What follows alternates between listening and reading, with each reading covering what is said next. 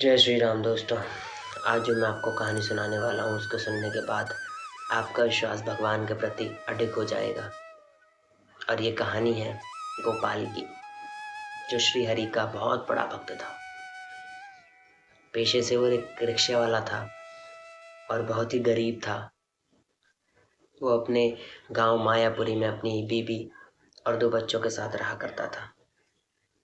दिन भर का 12 घंटे रिक्शा चलाने के बाद वो 70-80 रुपये कमा लेता था, जिससे वह अपने घर का 2 वक्त का खाना और श्रीहरि का भोजन लगा दिया करता था।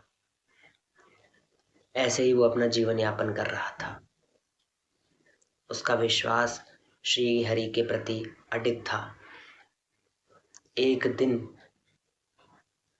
उसके गांव में किसी कारणवश धारा 144 लग गई, जिस वजह से वहां पर आना जाना, काम धंधा सब चौपट था। वो बहुत परेशान था। वो इसलिए चिंतित नहीं था कि आज उसके घर में भोजन नहीं पक पाएगा। वो इसलिए चिंतित था क्योंकि आज श्रीहरि का भोज कैसे लगेगा। जैसे तैसे सुबह निकल गया काम पे बिना डरे। कुछ भी हो सकता था। धारा 144 आप जानते हैं कैसी होती है। रिक्शा लेकर निकल गया कमाने के लिए। 1 घंटा बीता, 2 घंटा बीता। उसके मन में डर भी था कि कहीं पुलिस ना आ जाए, कहीं मुझे जेल में ना डाल दें, कहीं मुझे मार ना दें। पर वो श्रीहरि का इतना बड़ा भक्त था कि वो अपने आप को रोक ही नहीं पा रहा था। वो इंतजार करता रहा, कोई ना कोई तो मेरे रिक्शे में बैठेगा, कम से कम 10-20 रुपए हो जाएंगे तो मैं उनको भोजन तो लगा दूंगा, एक पेड़ा ही खरीद दूंगा जिससे उनका आज का भोजन हो जाएगा। हमारा कुछ नहीं, हम तो पानी पी के सो जाएंगे। जो देने वाले हैं वो भूखे नहीं सोने चाहिए। वो खड़ा रहा। काफी समय बीत गया। 1 घंटे बीते, 2 घंटे बीते, धीरे धीरे करके 4 घंटे बीत गए पर कोई नहीं आया। शाम होने को आई। बहुत निराश और हताश वो अपने रिक्शे पर बैठ के जाने ही वाला था कि एक हाथ उसके पीछे आता है। वो मुड़ के देखता है तो एक लंबा चौड़ा व्यक्ति, अति सुंदर घुंघराले बाल, मनमोहक मुस्कान, मानो ऐसा व्यक्ति इस धरती पर कभी देखा ही नहीं गया हो। उसके पीछे खड़ा था। कहता है, भैया तनिक मंदिर तक चलोगे? गोपाल एकदम सोचने लगा, इसको तो मैंने कहीं देखा भी नहीं है, तो इस गांव का लगता भी नहीं है। चलो मुझे क्या लेना, मुझे तो इसको मंदिर तक पहुंचाना है, मैं पहुंचा देता हूँ। बोला, हाँ भैया। गोपाल के मन में थोड़ा सा लालच आया। उसने कहा कि बाहर का लगता है तो इससे 10 नहीं 20 रुपये मांगूंगा। इतने में गोपाल बोलने ही वाला था मैं 20 रुपये लूंगा, तो वो आदमी उससे पहले बोल देता है कि भैया देखो मैं 50 रुपये तक ही दूंगा, उससे ज़्यादा नहीं दूंगा, 50 रुपये तक का ही रास्ता है। गोपाल सोचने लगता है, मैं तो कहाँ 20 की सोच रहा था, पर ये तो 50 रुपये देने के लिए तैयार है। बोलता ठीक है भैया, 50 रुपये ही दे देना। ऐसे कह के गोपाल उनको बिठाकर मंदिर की ओर ले चलता है। मंदिर आता है, वो आदमी वहां पर उतर जाता है। कहता है, मेरा अंदर ही मेरे पुजारी दोस्त हैं, आप यहीं रुको, मैं अंदर से पैसे लेकर आता हूँ। गोपाल बोलता है ठीक है, जाओ लेकर आओ। वो अंदर जाता है। गोपाल इंतजार करता है।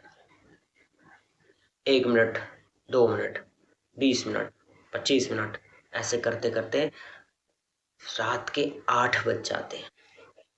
वो व्यक्ति बाहर नहीं आता। गोपाल बौखलाया गुस्सा में कि मेरे हरि का भोजन लगना है और ये आदमी इतना लेट कर रहा है, मैं घर भी जाना है, मुझे दुकान भी बंद हो जाएगी, 144 वैसे ही लगी हुई है, कोई पेड़ा भी नहीं देगा, मैं क्या करूं। वो मंदिर के अंदर चल देता है। या देखो तो सही, कहीं ये अंदर जाके सो तो नहीं गया, कहीं ये मुझे बेवकूफ़ तो नहीं बना रहा। अंदर जाके देखता है तो पुजारी बैठे होते हैं। पुजारी से पूछता है, पुजारी जी, अरे वो व्यक्ति जो अंदर आया था वो कहाँ है? पुजारी बोलता है, कौन सा व्यक्ति? बोलता, कौन सा व्यक्ति? अरे एक लंबा चौड़ा व्यक्ति घुंघराले बालों वाला, सुंदर सा मनमोहक। नहीं, यहाँ तो कोई नहीं आया। बेटा तुम्हें भ्रम हुआ होगा। भ्रम? मैं उसको रिक्शे से लेकर आया हूँ। वो यहीं आया था, इसके अंदर गया था, कहता है मैं 50 रुपये अंदर से लेके आता हूँ। तो कहता है बेटा यहाँ तो मैं ही रहता हूँ, और कोई तो नहीं रहता। वाह! गोपाल एकदम सकते में आ जाता है, उसकी सांसें भरने लग जाती हैं। हाय, मेरा गोपाल जी का भोग कैसे लगेगा, ये कहाँ गया? ऐसे सोचते सोचते वो लौट आता है। गोपाल बहुत ही हताश और निराश अपने रिक्शे पर बैठकर घर की ओर चल देता है। वो बहुत ही दुखी था, मानो टूट गया हो कि आज जिंदगी में पहली बार श्री हरि का भोज नहीं लगेगा। वो रिक्शा लेकर अपने रास्ते में जा ही रहा था। रास्ते के बीचों बीच एक बैग पड़ा हुआ था। गोपाल अपना रिक्शा रोकता है, कहता है ये बैग बीचों बीच किसका पड़ा है। वो उतरता है रिक्शे से और बैग की ओर बढ़ता है। 5-10 मिनट और इंतजार करता है कि क्या पता कोई आए और इस बैग को ले जाए। कोई नहीं आता। गोपाल सोचता है इस बैग को ही किसी कबाड़ी वाले को बेचकर 10 रुपए ले लूंगा और उससे पेड़ा खरीद कर भोग लगा दूंगा।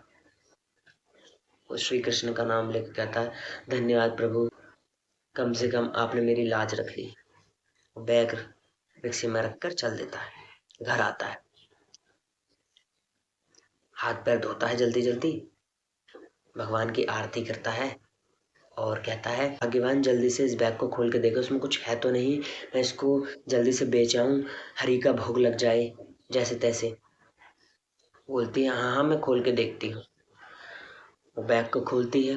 जैसे ही वो बैग खोलती है तो उसकी आंखें फटी की फटी रह जाती हैं। वो चीखती है। गोपाल दौड़ा दौड़ा आता है, क्या हुआ क्या हुआ? तो कहती है ये देखो। तो कहता है क्या? तो कहती बैग देखो।